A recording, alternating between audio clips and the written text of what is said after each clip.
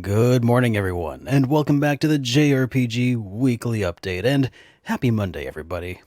Man, I'm so glad that I only release these on Mondays. Could you imagine if one of these, accidentally got let out early? That would be so embarrassing. Gosh, let me tell you guys, if that ever does happen, make sure not to spread it around or anything, because, I would never live that one down.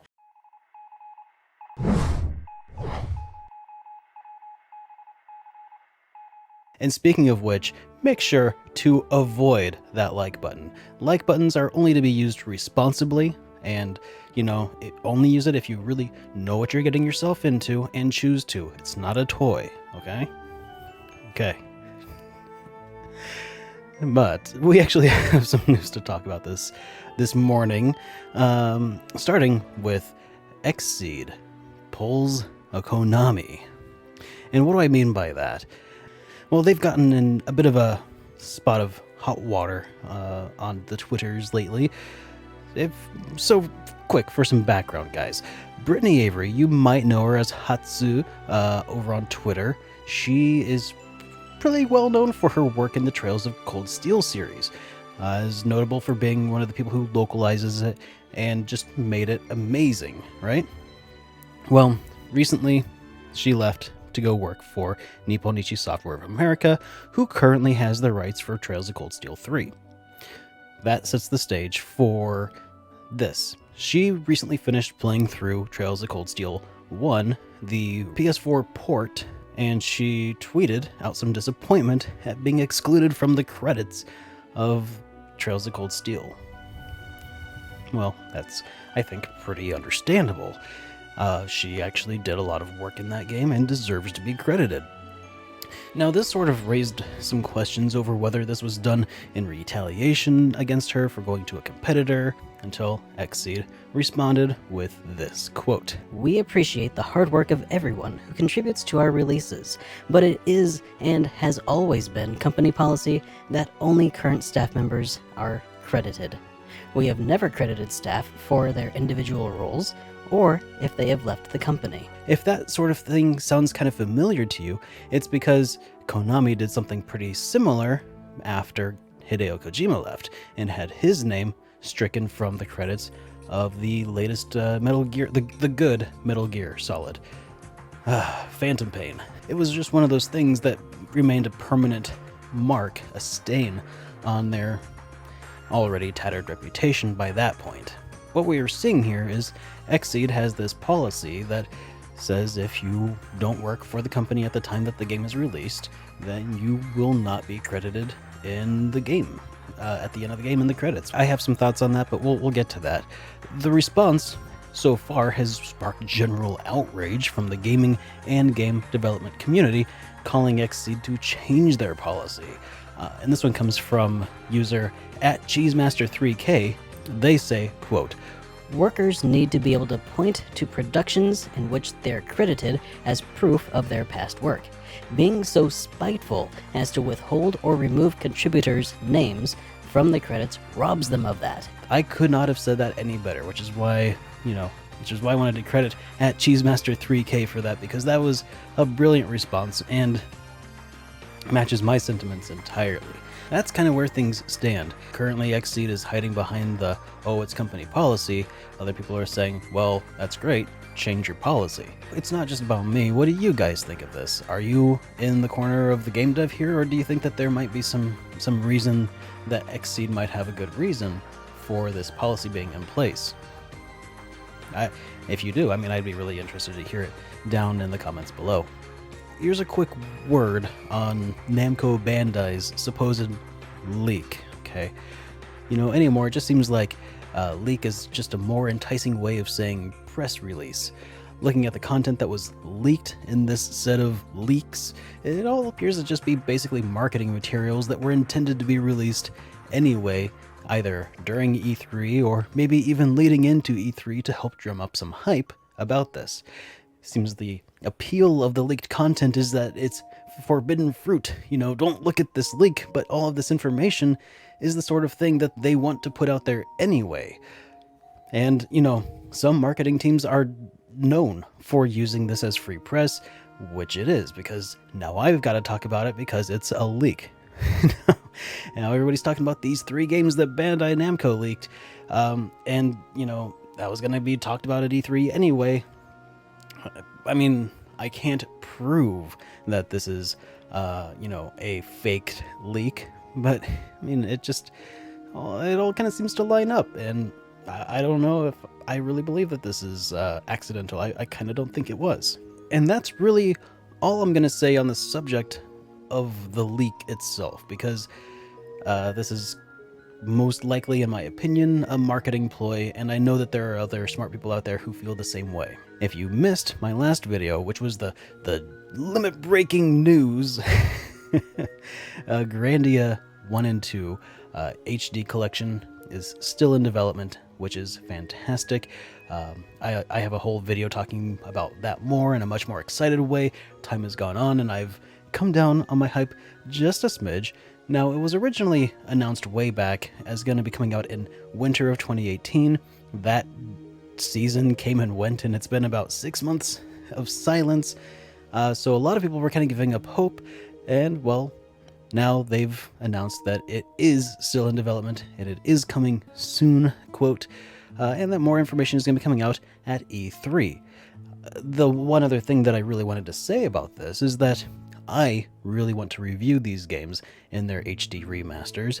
I've already reached out to Gung Ho, and I really hope I get it. And the one thing you might be able to do, if you want, is reach out to Gung Ho and just say, hey, I like SuperDerek, he's been telling me about this game, I wanted to see what his take is. Just maybe send him a tweet, or maybe a Twitter thing, or a Facebook thing. I'll link stuff down in the description down below. Now, because this is all leading into E3, we're starting to get lots of little tidbits of information, but not a whole lot of meat about them. So this is probably going to sound like a lot, but it's really just a lot of little bits of information that we're going to go through here, starting with confirmation that, yes, last week, that Roman numeral was, in fact, that website was, in fact, a teaser for Baldur's Gate 3, which was shown off and announced at the Stadia event last week, which Stadia, for those of you who don't know, it's Google's foray into streaming games as sort of like a console alternative. It looks neat, but the point is, the Baldur's Gate thing, it's confirmed. It is being made by, I can't remember their name, but I'll put it up here somewhere. And the game overall, there's very little to know about it at this point. They've just shown a video of a guy transforming into I'm not sure if it's a mind flare or something else like that. It's, kind of a Cthulhu-looking beast. Also, it's been confirmed that Dragon Quest XII is in development. And I am not surprised in the least, because of course it's in development. Square Enix is probably already working on Final Fantasy XVII. You think they're not already working on on Dragon Quest XII? Get out of here. Now, the only thing that we don't know is whether or not it's going to be a single-player game or if it's going to be another Japanese MMO. Knock on wood, it's going to be the former. That way we get to play it too.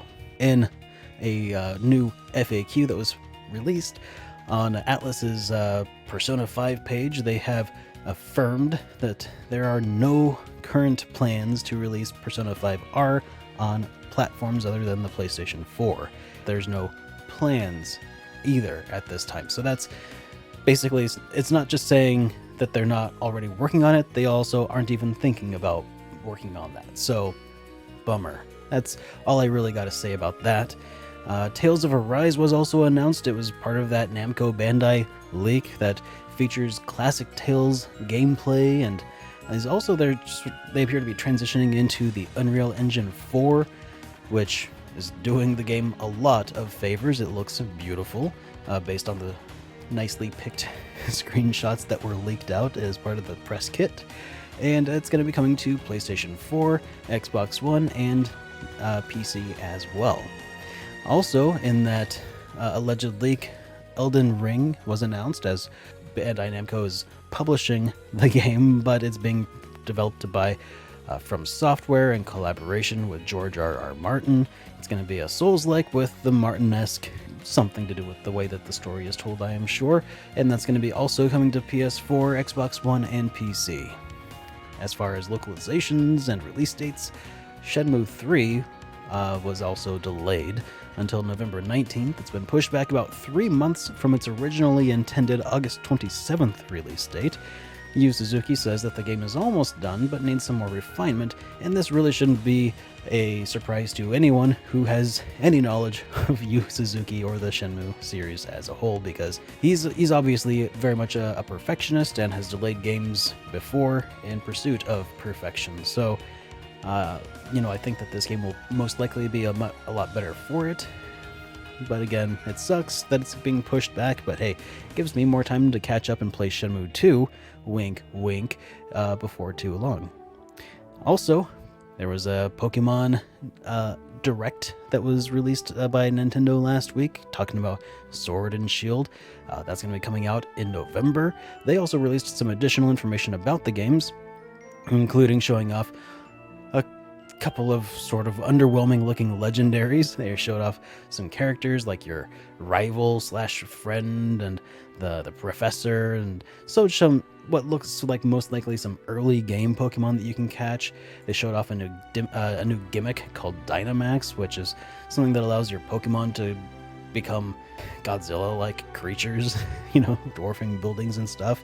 And also the most important thing that they showed off to me is that they are giving players control of the camera, as well as the ability to roam around in like an open field, not just along like a very specific trodden path, along which there are Pokemon you can see out living their best lives in the wild, which is something that is exactly what I was hoping to see. And I hope to see Nintendo to continue to experiment in this direction as they iterate upon the series. This is definitely a step in the direction that I wanted to see, and now that that's being displayed in these videos and these trailers, this is pretty exciting. Back on the subject of XSEED, they're going to be localizing Grand Blue Fantasy Versus, which is great if you like fighting games, but this is obviously a fighting game. Why am I talking about it?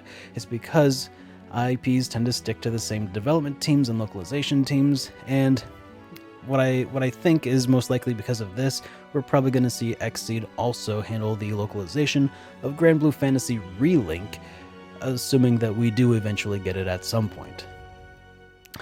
Work X Work, we're getting a localization of this as Hero Land, and this game is somewhat notable for the fact that it has staff from the Mother 3 game working on it, including one of the artists and a director, or the director of Mother 3, not Shigesato Itoi. He was the writer.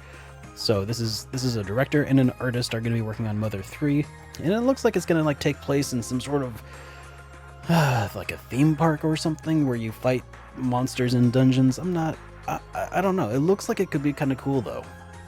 And then the last bit of Namco Bandai leakage is the Ni no Kuni remaster that was announced as coming to PC and PlayStation 4. But for Switch owners, you do have something to look forward to, because the non-remastered version of the game is coming to Switch, both of which are coming in fall of 2019. Square Enix has announced they are releasing some DLC for Kingdom Hearts 3, and oh my god, I'm not ready for this yet. The DLC is called Remind, and it's going to be coming out this winter, so I have 6 months to prepare myself mentally to dig into this, because I think I'm going to do it. It shows off a lot of what looks like endgame footage during the trailer, hints at unraveling more mysteries about some key members of Organization 13, and it looks pretty good. Also, I'm still kind of waiting to hear an announcement for DLC that will reintroduce Final Fantasy characters back into Kingdom Hearts, but we'll see. In community news, it's a long video, right? In community news, this one's a bit of an oldie, but I didn't actually find out about it until pretty recently. Fan-made mod called Project Omnislash has made its way onto the Nintendo Switch. Now, Project Omnislash is a mod that replaces several in-game models and textures with higher resolutions and greater polygon counts. It includes some new HD cutscene videos and Battle sound effects as well have been replaced and updated. Higher resolution avatars and menus to navigate as well, and that's all in the Nintendo Switch version. This mod does require you to hack your Nintendo Switch, which of course is a risky thing to do, and is something you of course do at your own risk should you choose to do it. But that said, this mod looks like it'd be pretty great, and looks like it would go really nicely, maybe paired with the mod that I talked about last week that replaces all the backgrounds with upscaled versions of them. In SuperDerek news, yesterday I finished Fallout New Vegas. Hooray! The next game has been decided by popular vote in the supporter section of my Discord server. If you're interested in that, you can follow the link in the video description, and you can join what is, in my opinion, one of the coolest communities on the internet. I may be biased though, but I think these guys are the bee's knees. You can expect the full review of Fallout New Vegas to arrive in probably a week or two, depending on what else I've got going on at the time. You know, E3 is happening, and sometimes I might need to drop what I'm doing in order to post breaking news updates. Who knows? Now, for the JRPGs that are coming out this week, we've actually got one, but it looks like a good one. Dragonstar Varnir, it's a compile heart RPG that's going to be coming to the PS4. Looks like a turn-based RPG, and that's coming out this week. Looks good. Keep your eyes out. And finally, I think we're starting to make our way to the end here, guys. If you could have, this is the question of the week, by the way. If you could have one E3 wish granted this year, what would it be? Any wish at all. Like maybe a Chrono Trigger remaster being announced, or, I don't know, Earthbound 64 gets revived, or it's not going to happen. But if you could have anything, just, you know, wave a magic wand, snap a finger, maybe not a finger snap. If you could just make something magically happen at E3 and you instantly get that wish granted, what would it be? Personally speaking, I just hope that we finally get some Shin Megami Tensei 5 news, because it's been far too long since we last heard anything when they talked about it or didn't even talk about it, but they showed a little teaser at E3 a couple years ago when they were like announcing the Nintendo Switch. We need an update, Atlas. Come on, throw us a bone here. Anyways, thanks for sticking around this time, guys. Again, avoid that like button if you did not like what you saw today. Also, if you didn't like what you saw today, make sure not to subscribe. You know, these buttons, they're not just toys. They mean something. Anyways, guys, take care. I will see you guys next time. I am SuperDerek, and this was all news to me.